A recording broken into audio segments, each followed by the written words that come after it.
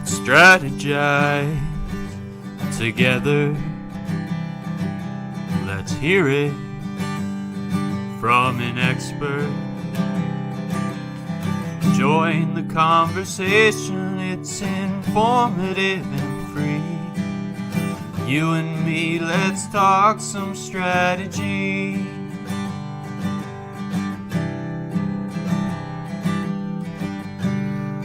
Now here's your host, Dorien Morin-van.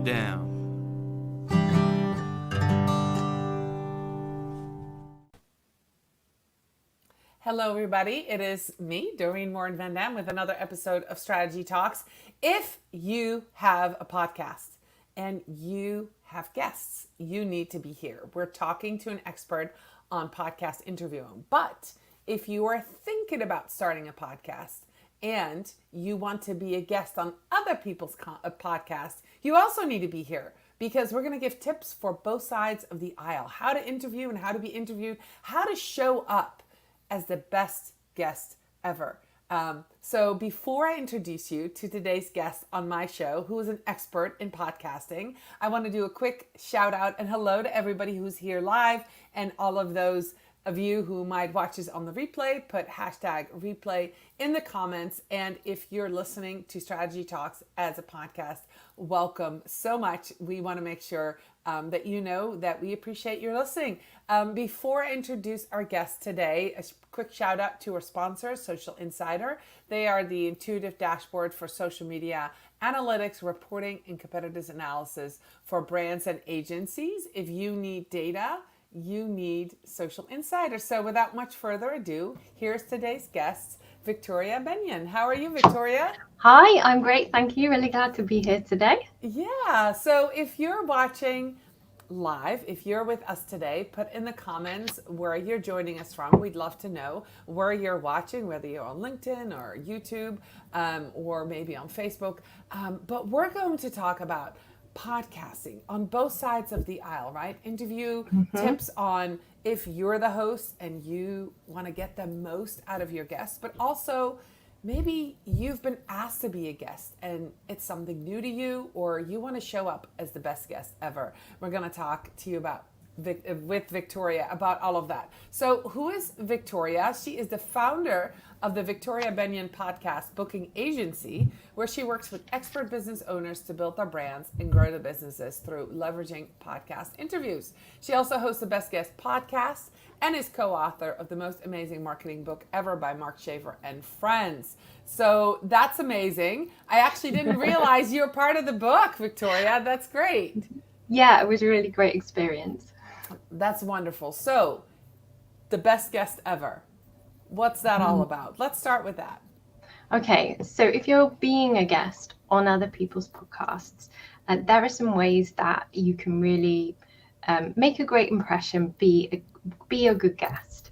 And the first thing, that really starts before your interview. So when the host says yes, they may give you a link to book on to the show, or they may agree a date. Don't keep them waiting. Get that done within 48 hours.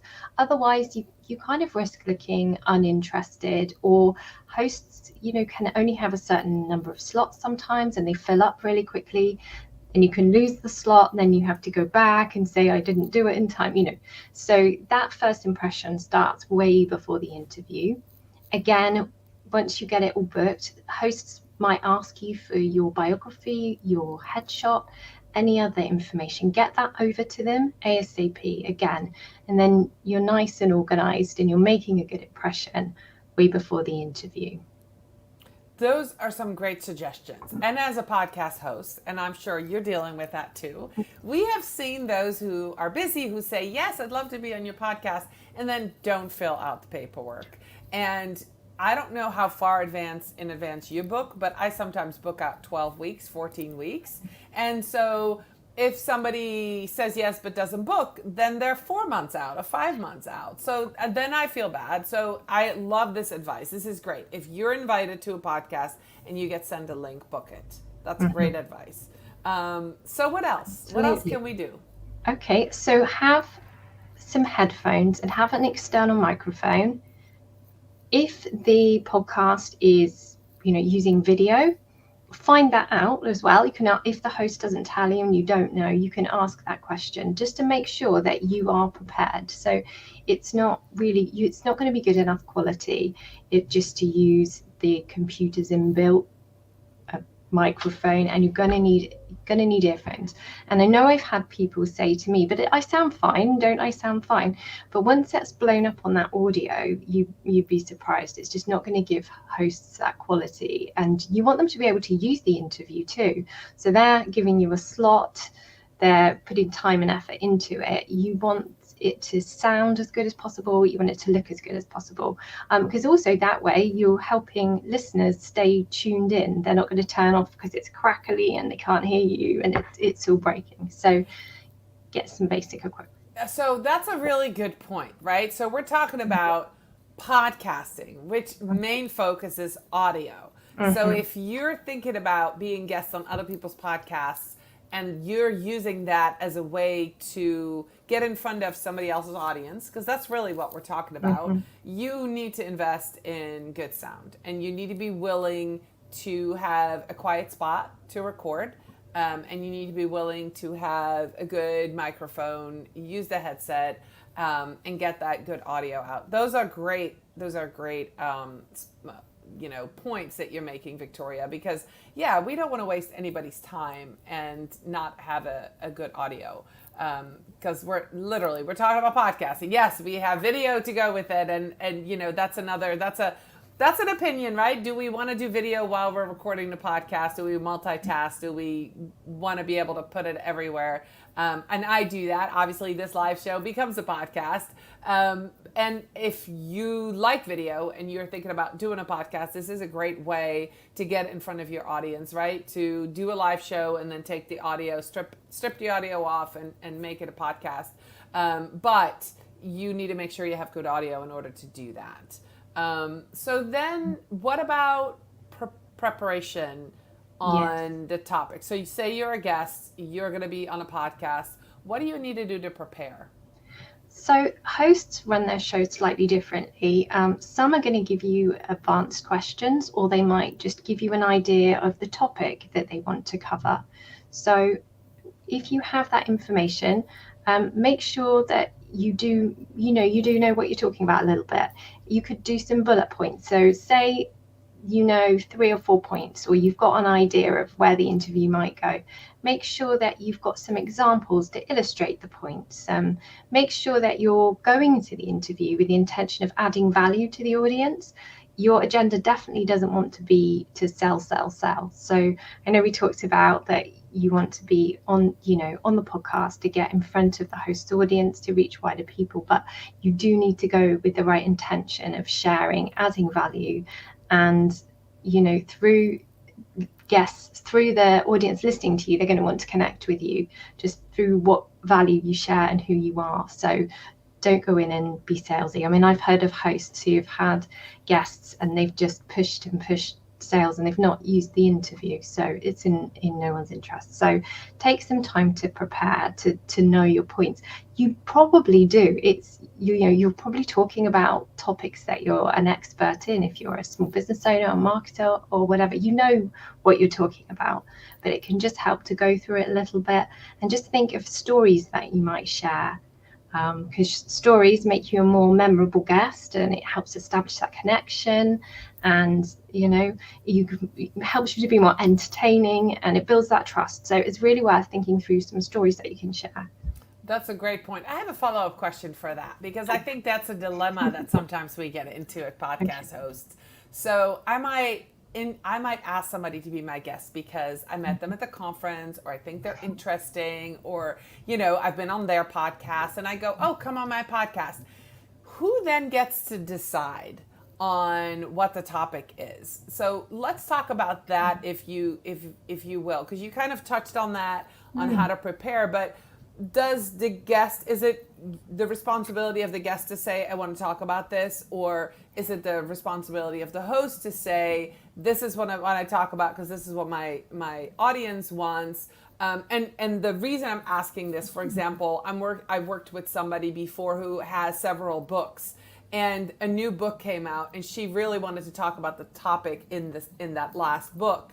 But the hosts were only familiar with the previous book. So every time she would go to a podcast, they would reference the other books and not the new one. And she's like, I kind of don't want to talk about that topic anymore. I have this new topic. Is that something that, as a guest, can you say, this is what I want to do? Or do you, where does that piece of communication lie? And where does that responsibility lie?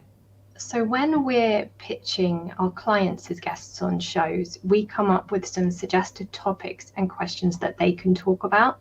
So when we pitch, we would go out and say, these are some of the topics that they can talk about, and then work with the host on that. I mean, I usually find it when it comes about that way, they'll say, oh, this could be quite good for our audience. Although sometimes you do have a host who says, oh, could they talk about this actually? This is sort of a gap that we've got. And I think, and so then it's a bit of back and forth, really.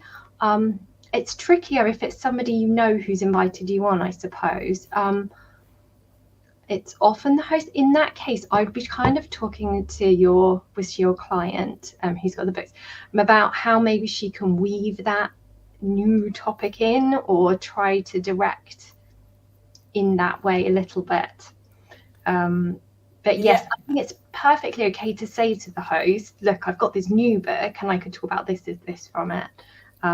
But also, weave it in gently in the conversation. That makes sense. So it's a little bit. So it's that pre-conversation where that happens. And if you show up to a podcast and the host has your old book and it's holding it up and say, we're going to talk about this, you're going to have to go in the moment and go with that, I guess.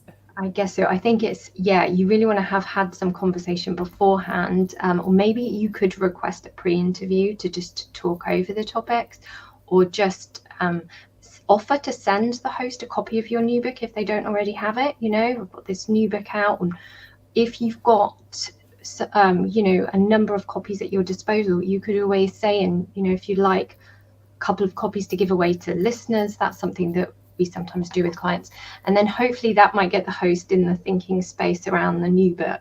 I love that. Those are great suggestions. And if you're listening to this or watching this, if you have a new book or you're launching a new program or a new product, being on podcasts is a great way to get the word out, right? And being on other people's podcasts sometimes even works better than on your own podcast. Of course, on your own podcast, you can talk about any topic you want and you can promote anything you want, but tapping into somebody else's audience and being in front of new people, talking about a new product, service, a book, or speaking, something where you're speaking about, or a course that you're teaching, is going to be super, super powerful. So now let's jump to the other side, right? Because we talked about, if you're a guest, what if you're the host and you have done all your preparation?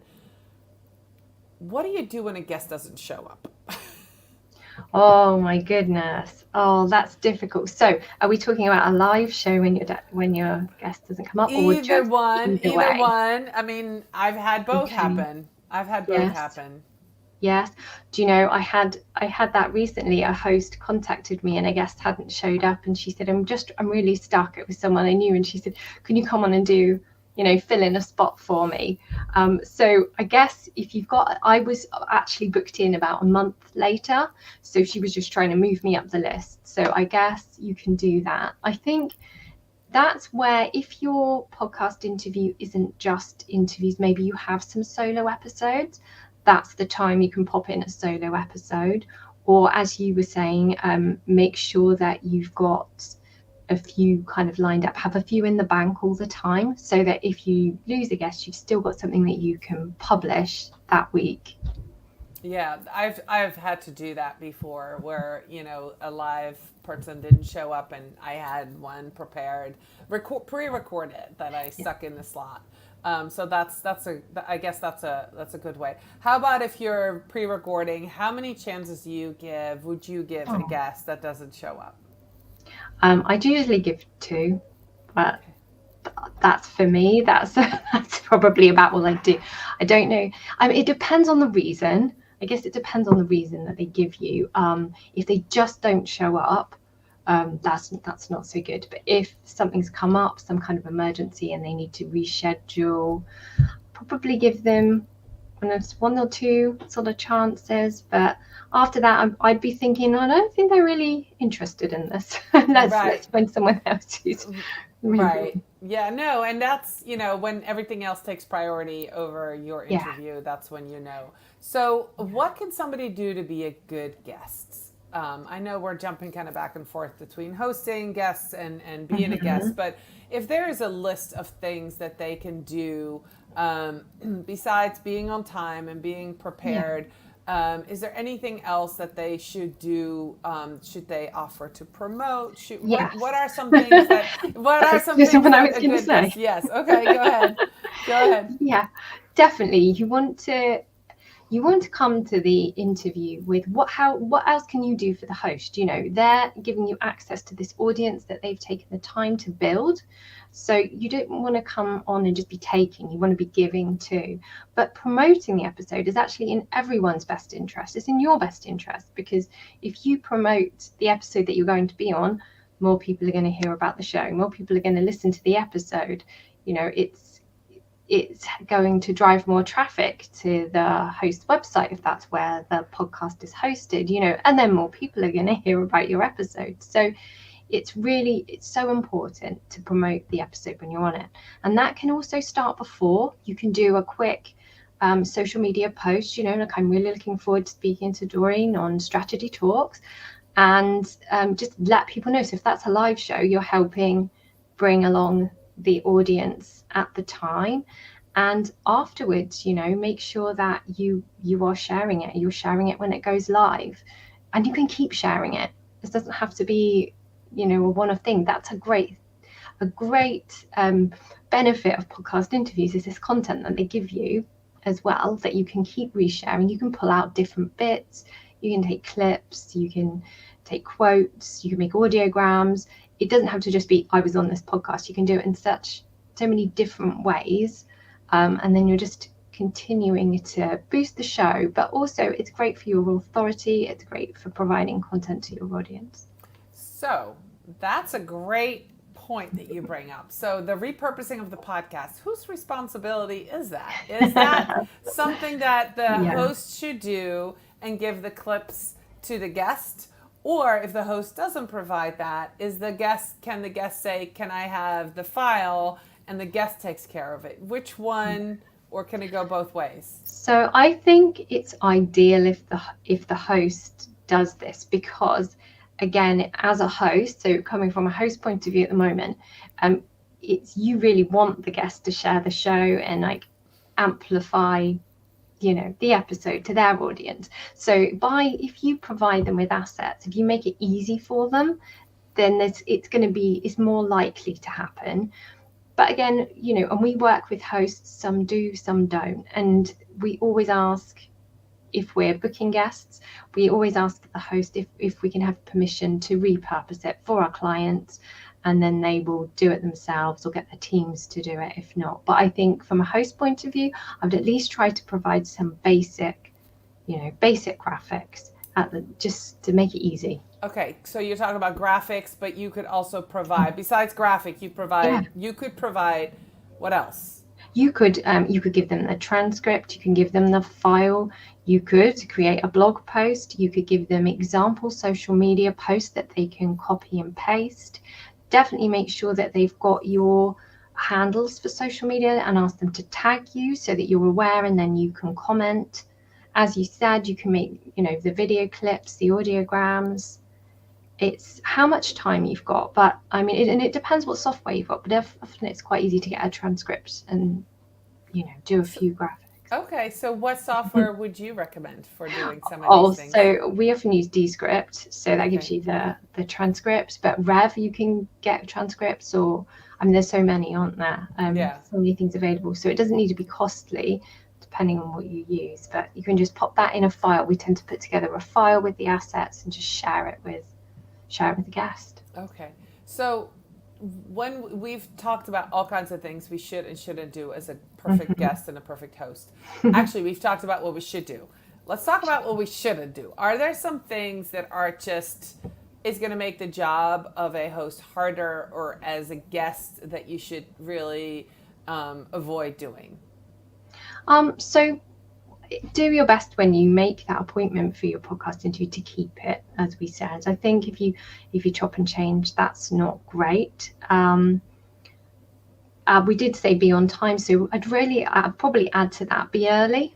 So on time really means early. So especially if it's a live, if it's 1 o'clock, don't show up at 1 o'clock. You need to be ready. Even if you're waiting and then the host comes on afterwards, that's good. It's just, you don't want to be rushing, and you also really need to check your equipment is working before, because sometimes when you connect, things can all go wrong even if you checked it before. So having a bit of a buffer, so that's good. Another thing that I think is this, probably from the listener point of view particularly, but it's very good to think through your call to action at the end of the podcast. So the host typically asks you where listeners can go to connect, and it's just good to bear in mind that when people are listening to podcasts, sometimes they're driving or they can be out jogging and they might not have a pen to paper to hand. So you don't want to give too many options. That's something we always say to our clients, make it easy for people to remember or to find you. So, ideally one place. That's a really good tip. So make sure that you put everything in one tip. And I'm going to ask you that at the end. You're going to give us a place to go. But I had a couple more questions. But if you're listening, if you're watching, Victoria is kind of doing that show and tell. She's going to give us one place to go to meet her, where she has information for you if you want to know more about her and her business. So we're going to provide that at the end, that link, and it's going to be very, very simple and easy to do. So as a podcast guest, you show up on time, you do all the things. Is there ever a time that you would say it's okay to say to the podcast host, look, this is not what I expected? Is there ever a time where either a guest or a host should or can stop a recording? Has that ever happened to you? Is there ever a time? I mean, I've been in podcasts before where I'm like, oh, I don't know. Okay. I think, if you're uncomfortable, I came across an interview once. So it was a client who had their own podcast, and they told me that they'd interviewed somebody and they didn't feel it was a health podcast, and they didn't feel that the information shared when they looked at it was accurate, the findings. And what they did in that instance was they continued with the interview, but afterwards double checked the facts and said, I'm really sorry, but we can't use this. So it depends. Sometimes hosts will get you to fill in a waiver, giving rights. But if not, you get to the end and maybe you're really unhappy, you're within your rights, I think, to say that you would rather not go ahead. I think as a host, you want to be friendly, you want to put your guest at ease, you want to build that rapport, don't you? You want to talk about the things that they're comfortable talking about. It shouldn't feel like an attack or in it, or in any way uncomfortable. But I know sometimes we go into these situations maybe when it's someone we're not familiar with, and that can happen. So I think, you have to do what you feel comfortable with. Right. And so let's talk about that as a closing. I have been doing this for almost 2 years. How long have you been podcasting, Victoria? Almost 2 years. Yeah. 2 years in November. Yeah, same for me. So as a host, I have accepted 2 or 3 pitches from people that I didn't know to get guests on my show. Other than that, these have been people I've met or I've been introduced to. And of the 3 people that came on my show that I didn't know, 2 of them canceled. And one of them didn't show up and 1 canceled. So I'm a little weary of people I don't know. And that's kind of where my next question was going to go. When somebody gets recommended or gets pitched, how much have you found that when you don't know somebody, there's more prep work? Or how can you vet somebody to be a good guest, I guess is really what I'm asking. So again, it's coming from both sides. When we're pitching our clients as guests, we say to them, the first thing that a host's going to do when they get a pitch from us is look you up. So you want to make sure that your presence is good. It's giving the impression that you want it to, that you're happy. Because I think I was talking to another host and she'd had a pitch and she said that the lady had done all these speaking events, and she said when she actually started Googling her, and having a look, she couldn't find them. And because she didn't know her, she was like, I don't know, but I didn't kind of trust her with my audience, so that was a no. So coming from that other point of view, I suppose, so if you get a pitch, check them out, see if you can find any other recordings that they've done, and what did it sound like, and is it kind of an energy match? Are you interested in their topics? It's always difficult, I think, to know when we're working with clients and we're booking them. We're always reminding them on the day, you've got this interview today, you've got this, it's in your calendar, it's coming up, and we liaise. So I think maybe there's that reassurance with some agencies that don't know how it all work, but just try to get a feel for them, do some research into who they are, I think, and if they... Right. So what I'm hearing you say is if there's a PR pitch, if there's an agency behind it who does the liaising and who then helps their client show up on time and does all that stuff, then it can totally work. I guess this was maybe more of a private VA pitch that I got given, and then there was no follow-up, and my guest didn't show up. So I was a little wary after that. I'm like, okay, I'm not sure I want to do that anymore. So let's go to the Victoria. When people want to, connect with you and they want to learn more about you and your agency, and somebody might be like, I need Victoria in my back pocket. I want to get better guests. I want to be a guest on other people's podcasts. I need to hire somebody to do this right for me, because listening to Victoria, I know I'm not doing it right. How can they get in touch with you? Where should they meet you? Okay. Oh, well, we've got a page for your listeners. So it's www.victoriabennion.com/strategy-talks. And on this page, there's all the ways that we can connect. And there's also some free gifts. So there's a free Canva one-sheet template. And this is something that you can use to put your biography on, headshots, some suggested topics and questions. So you can just fill it in. And also a checklist you can go through for how to be an excellent guest.